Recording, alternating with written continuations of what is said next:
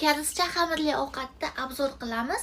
Bu ovqatga qo'shib menga qovurilgan tuxum ham jo'natib olishibdi va kimchi ham jo'natib olishibdi. Bu kimchi uy sharoitida qilinadigan kimchi. Qishda qilinadigan kimchilarni oshxonadan bu narsa zakaz qilsangiz berishmaydi. Faqatgina uy sharoitida tayyorlanadigan kimchini jo'natishadi va shunaqa guruch bilan ustida turupli kimchi shunaqa jo'natishibdi. Buni aralashtirib yesa maza bo'ladi. Bismillah.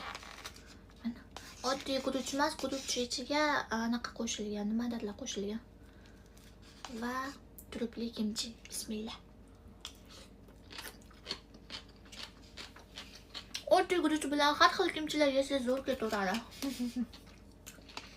Endi xamir ovqatni obzor qilamiz qani.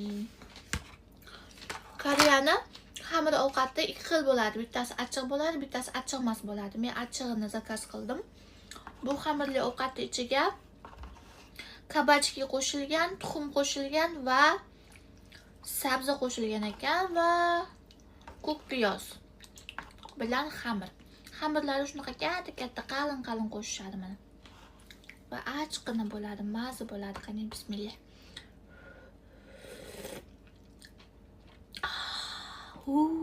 Dahshat achchiq.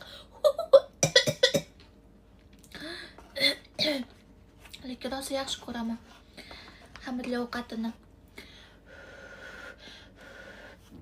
Homilador bo'lganimda ham faqat xamirli ovqat ichganman, achchiqmasini.